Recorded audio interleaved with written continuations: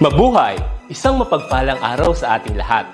Ako ang inyong lingkod, Tutor Madge. Welcome sa ating ETUlay, ang ating libreng online tutorial na hatid ng ating kagawaran ng edukasyon, ICTS EdTech. Ang programang ito ay inaasahang makatutulong at maging karagdagang kaalaman sa mga mag-aaral mula kinder hanggang senior high school, ALS, Alive, at SPED learners. Bukod sa pagsagot ng mga modules, ang ETUlay ay may mga special programs din na siguradong aabangan ninyo araw-araw. Katuwang ang ating mga minamahal na mga magulang at guro ay maitutulay natin ang pagkatuto. Kaya, ihanda na ang inyong module, lapis, papel o kwaderno. Ihanda rin ang isip, mata at tenga sa isa na namang makabuluhang aralin. Tayo nang matuto kasama ang inyong volunteer online tutor sa oras na ito.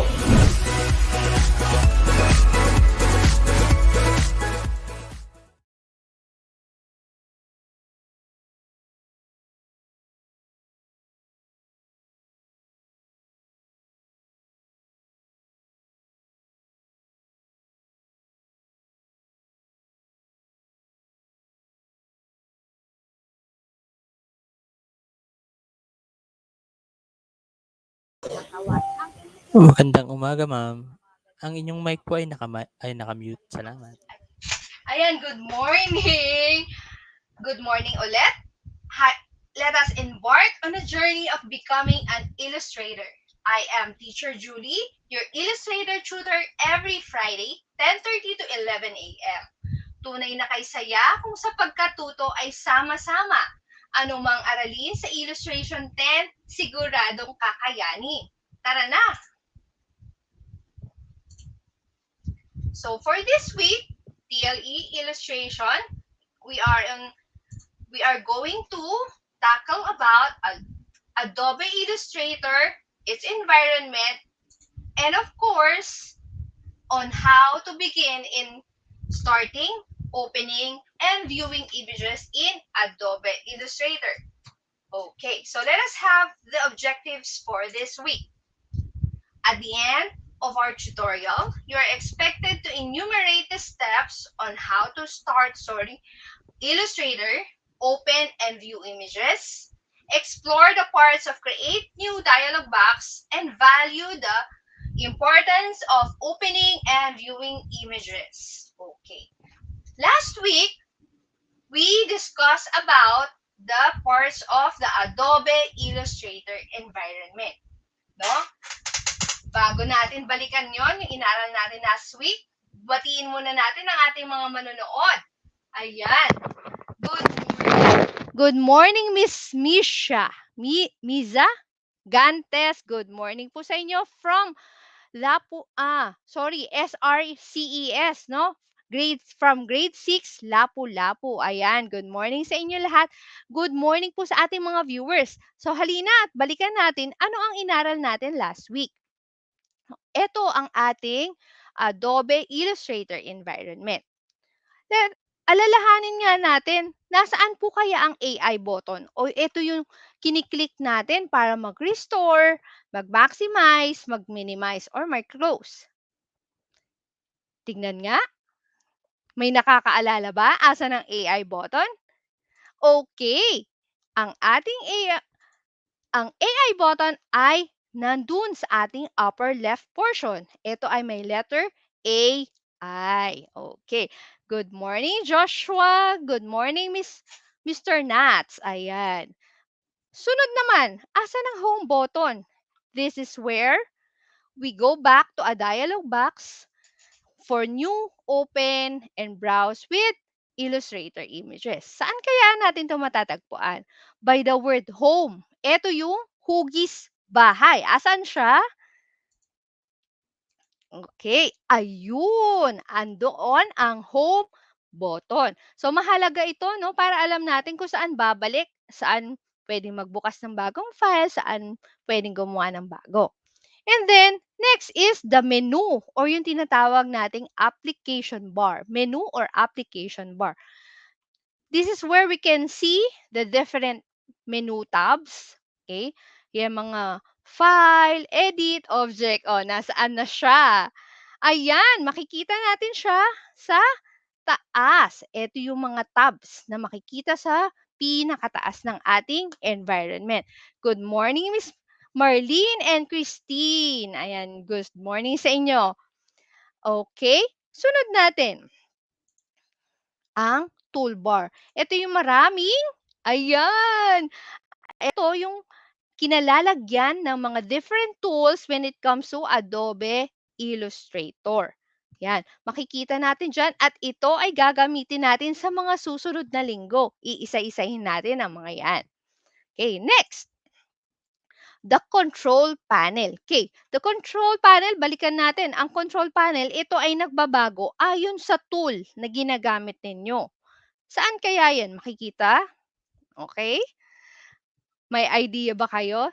Pwede magsagot sa ating mga chat box para nasusundan natin. Okay, nasaan ang ating control panel? Okay, ito po ay matatagpuan sa kasunod ng ating application bar.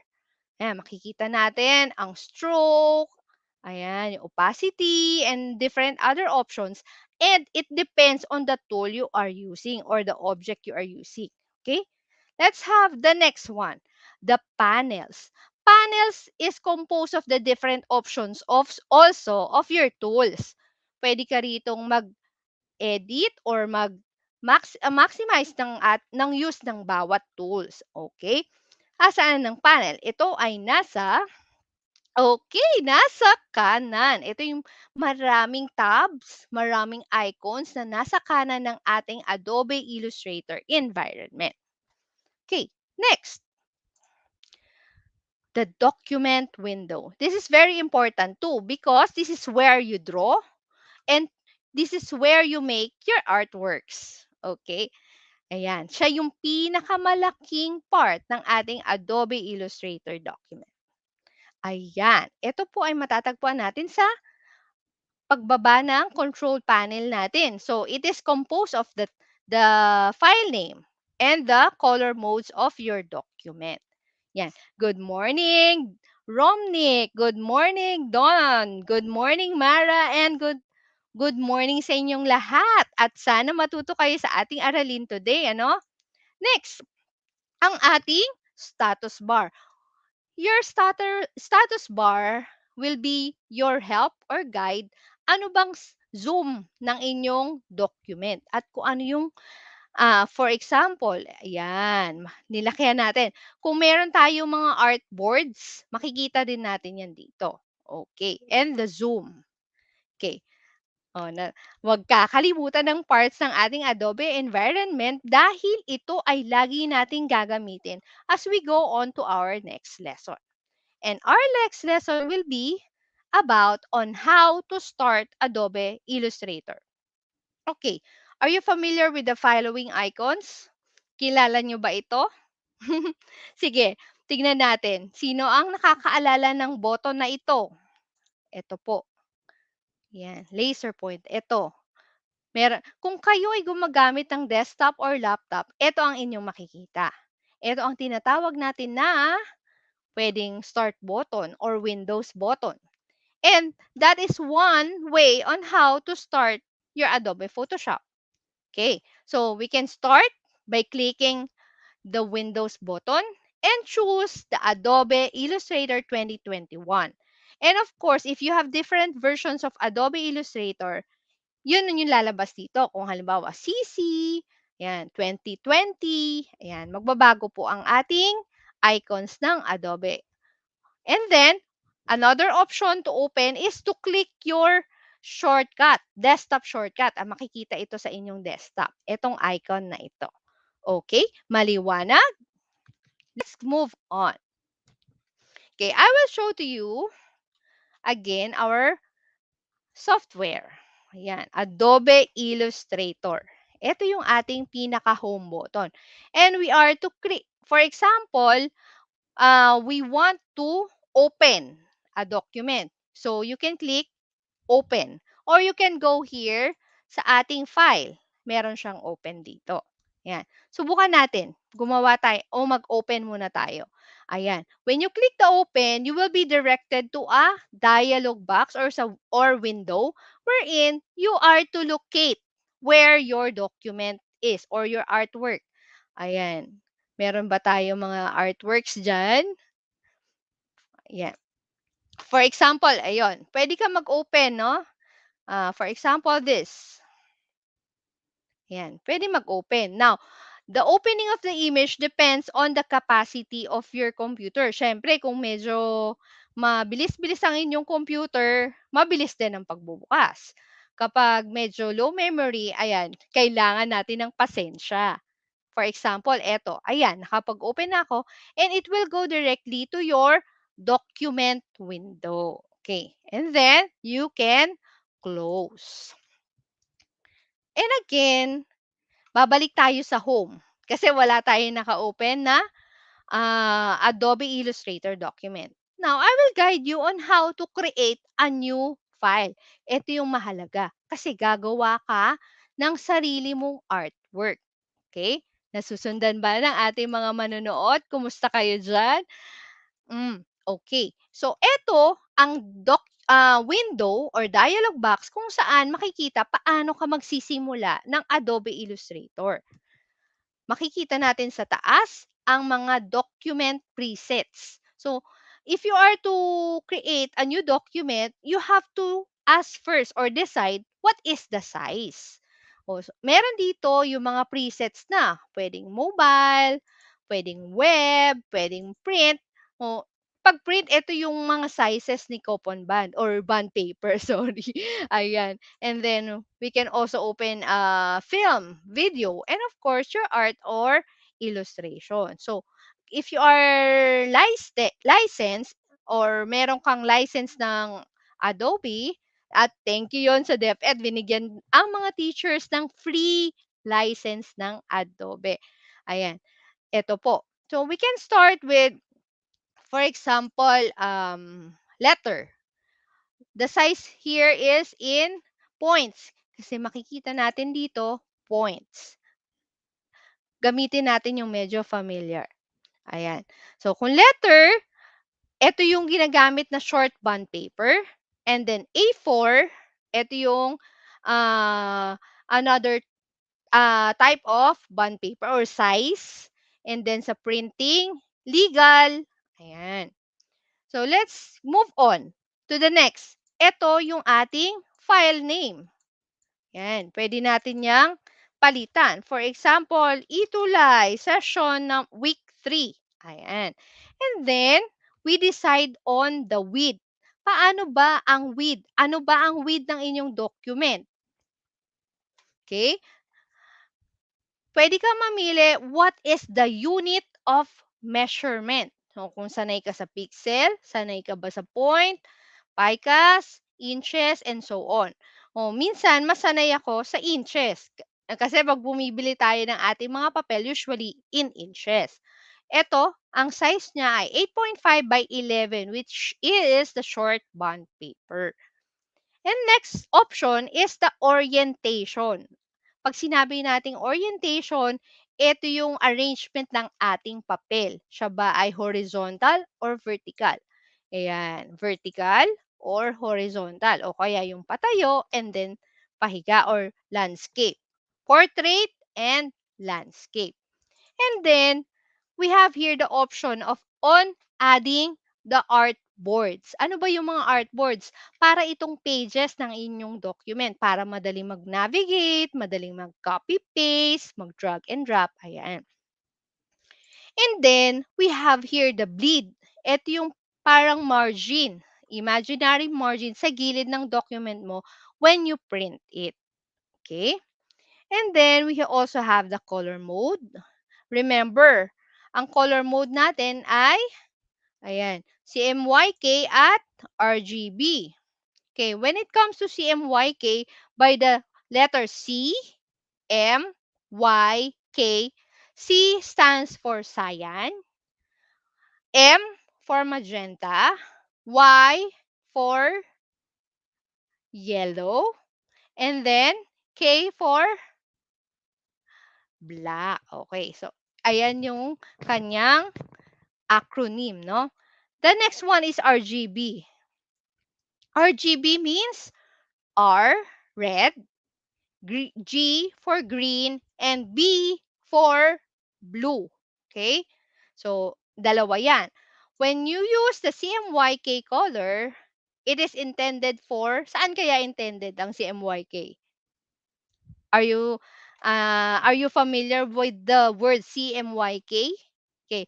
When you use the color mode CMYK, this is a document ready for printing. We are using the color modes of being printed. Okay? So, pag ginamit natin si MYK, we intend to print your document. And while the RGB color or the red, green, blue, this is for digital. Or ito yung makikita natin sa monitor. For display. Ayan. Good morning, Miss Yolanda from Suryo, Josmeña High School, Quezon City. Good morning po. Good morning, Mark Daniel. Ayan po. And then, the raster effects, you can use, eto yung kanyang parang resolution, no? When sa ating Photoshop, if you're familiar with Photoshop and you're using Photoshop, eto yung resolution. Okay? And the other preview modes, as we go on, we will discuss them, no? Okay, let's begin. Let's have a short bond paper and in landscape form. Okay. Ayan. Ayan na, nakapagbukas na tayo or nakapag-create na tayo ng new document. Balikan nga natin. Sige, for example, you are to create a new document. Ano ba yung mga dapat nating tandaan bago ka maggumawa ng Adobe Illustrator document? Dapat meron ka ng mga details. Ano yung mga information ba na kailangan natin? Can I ask the viewers na alala ba ano ba yung mga kailangan natin sa pagbuo ng ating new document? Gaano ba 'to kalaki? Anong tawag doon? Ito ba ay horizontal or vertical? Ito ba ay bond paper size? Ano ang mga units of measurement na pwede nating gamitin? Okay? Ayan. So, babalikan natin. We have, if you are to create a new document, first you have to know the size, of course, and what unit of measurement you are going to use. And then, we also have the color mode. Ito ba ay ipiprint natin? Ito ba ay i-display natin sa social media? Ito ba ay gagamitin natin sa web? Yun yung mga kailangan natin. And of course, the orientation. Ano ba yung orientation? Ito yung pa-portrait and pa-landscape. Ayan yung mga kailangan nating detalye. And of course, the settings, yung kanyang tinatawag na raster effects. And then, ano pa? Natatandaan pa ba ninyo? Okay. And then I would like to also to show you paano makikita yung ibang shortcuts na pwede nating gamitin. So, balikan natin si new. If you are to create a new document, magka-click lang tayo ng file. Anong tawag dito? Sa ating application or menu bar, new. Okay, you can click it there.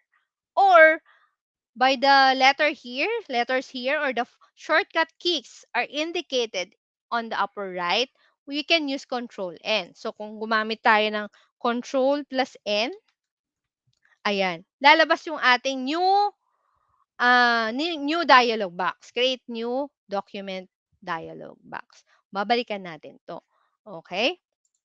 And another shortcut is to open. Halimbawa, if you want to open a file, pwede kang dito ulit sa menu bar para mag-open, or simply click or type in your keyboard Control O. Okay, so lalabas yung ating browser na tinatawag or yung kung saan mo ilulocate yung file name na kailangan mo. Ayan. And of course, if you are to, pinakamahalaga, no, ang save. Ayan. Okay? If you are to save, ay meron din palang option na open recent file. So, yung mga previous mong ginawa, makikita mo rito. Ayan, may ginawa kang tarpaulin, halimbawa. And of course, the close, which is Control W. And of course, yung mga ibang options pa na nandito. So, ayan. Good morning sa inyo. Kent, Palaruan, from Isaac Lopez. Marami na akong estudyanteng nanonood, no? And I'm hoping all of you are also learning, no?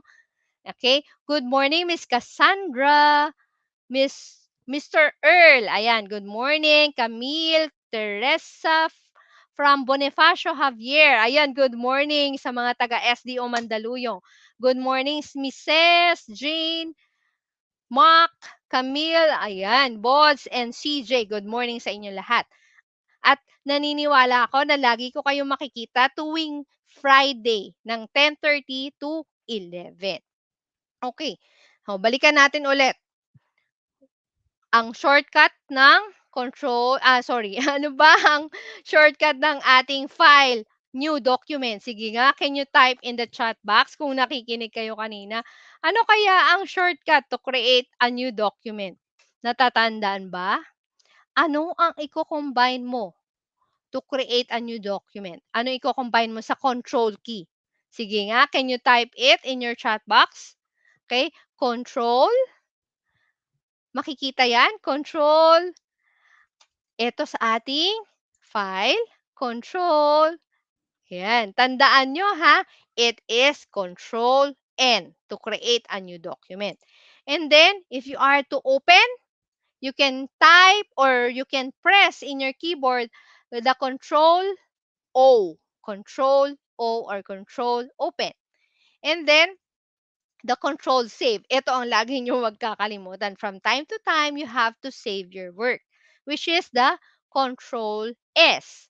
And then, we also have the control, close, control W. And if you have several documents open, you can use the Alt Control W para mako-close lahat.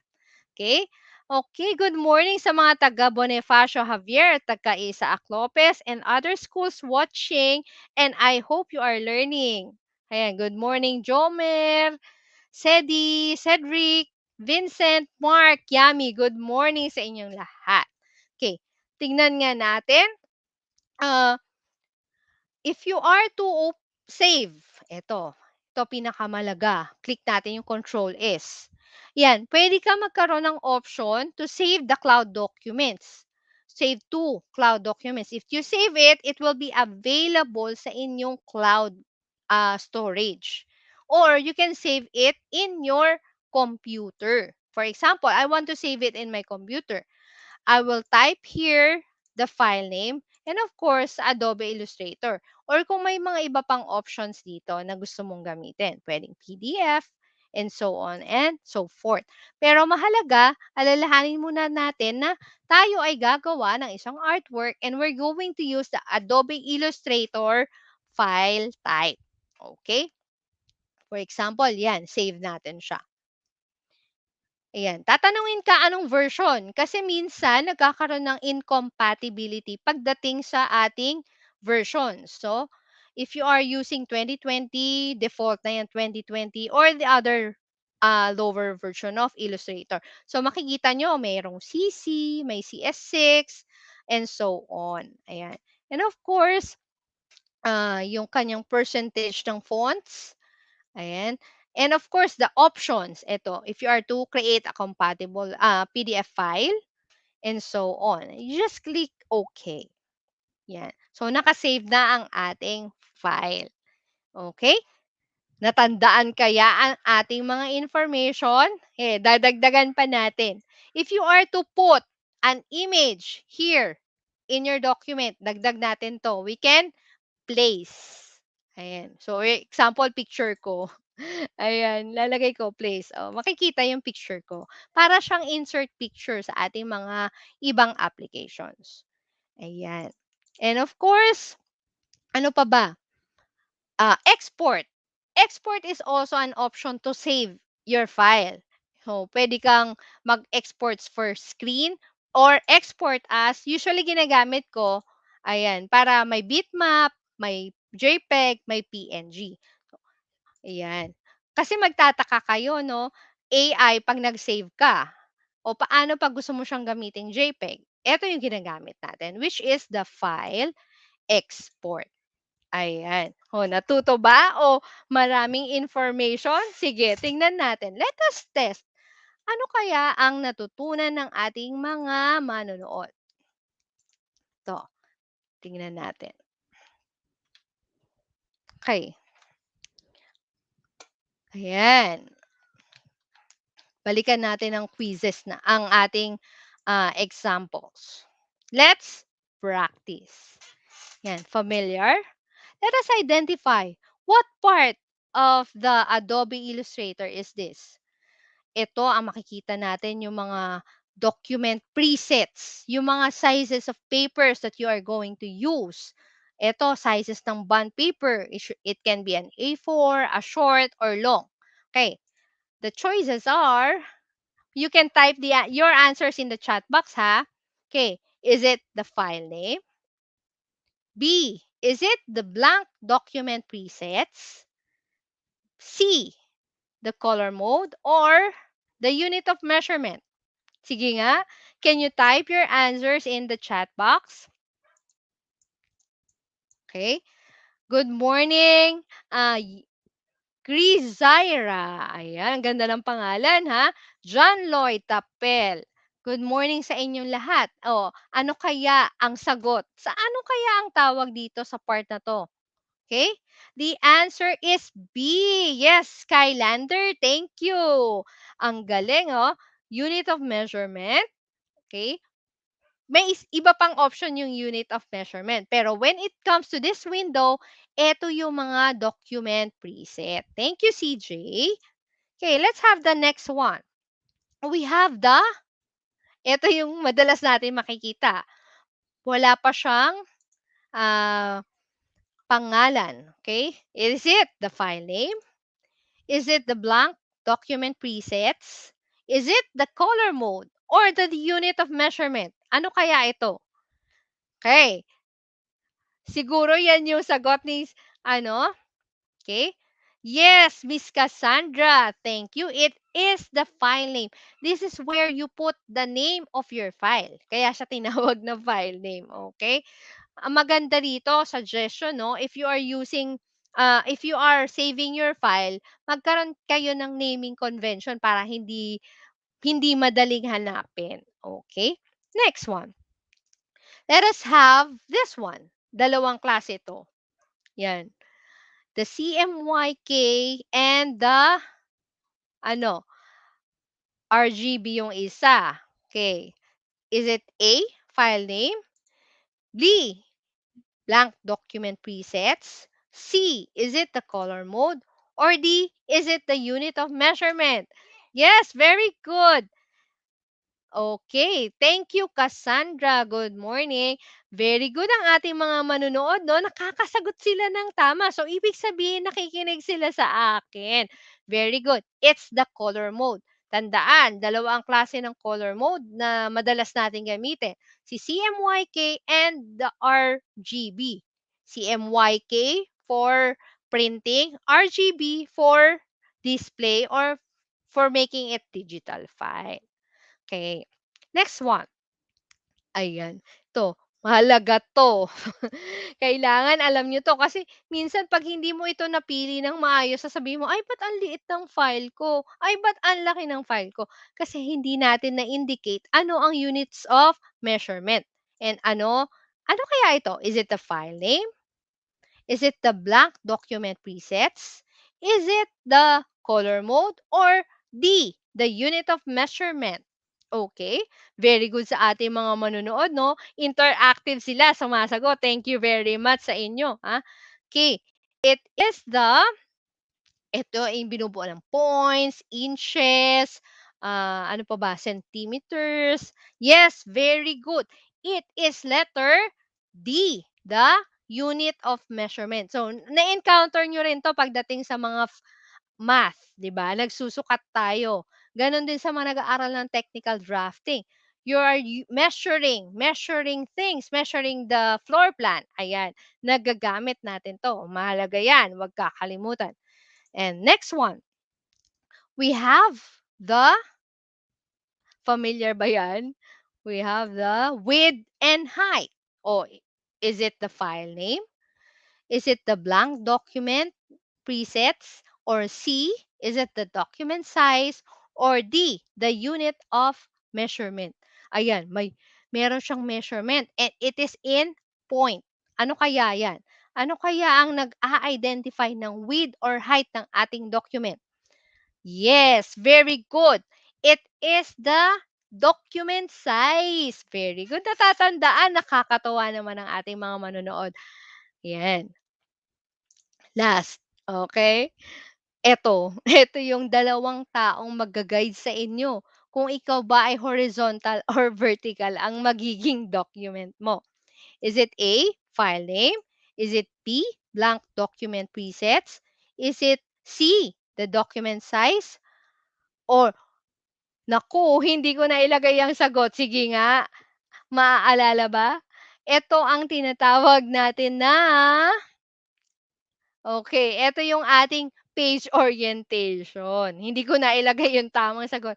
Pero alam ko, alam nyo yan, no? It is the page orientation which gives you the portrait or the landscape. Very good. Okay. So, natuto ba? Natuto ba tayo? Okay.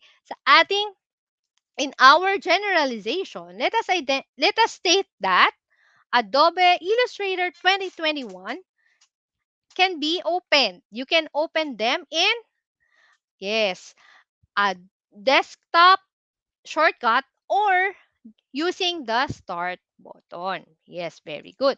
And of course, we can open, we can save, we can create new Adobe Illustrator document through an icon or through a keyboard shortcut. Yan yung mga pinakamadali. Ano ba yung gamay natin gamitin? Yes, salamat sa mga sumasagot, no? And then, the last, remember, we can create an artwork with our preferred size, the color mode, orientation, and other settings. Ito yung mga kailangan nyong tandaan. Kasi, paano ka gagawa ng tamang size kung hindi mo alam ang size? O kaya, ipiprint mo pa siya o i-display? O, ito yung wag nating kakalimutan. And because of that, I will be giving you Creativity is Intelligence Having Fun by Albert Einstein. Ito yung lagi kong sinasabi. Sa tingin mo, hindi man maganda ang gawa mo, pero ito ay nagiging maganda sapagkat you are creative. And of course, you're doing your own artwork. And ang pinakamalaga, you are having fun. Tandaan nyo yun ha, laging maging masaya at inspirado ang ating mga illustration para maganda ang ating mga output. Okay.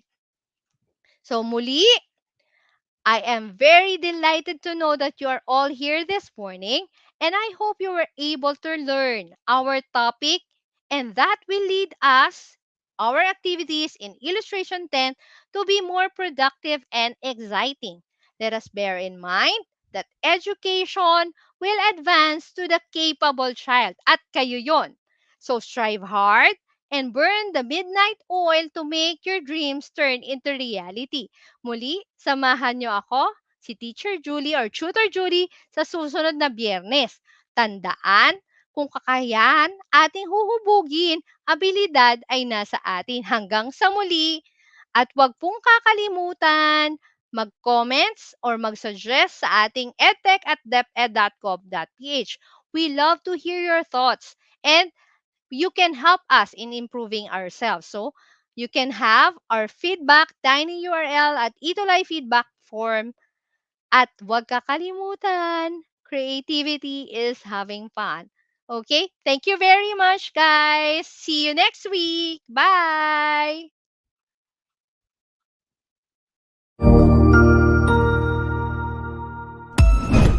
Ang husay naman! Natapos mo ang iyong tutorial session kasama ang iyong mahusay na ETUlay tutor. May bago ka bang natutuhan? I-share na yan gamit ang hashtag ETUlay Level Up. Huwag aalis ha, dahil may susunod pang programa na pwede mo ring panoorin at salihan. Dahil naghihintay na ang iyong mga tutors.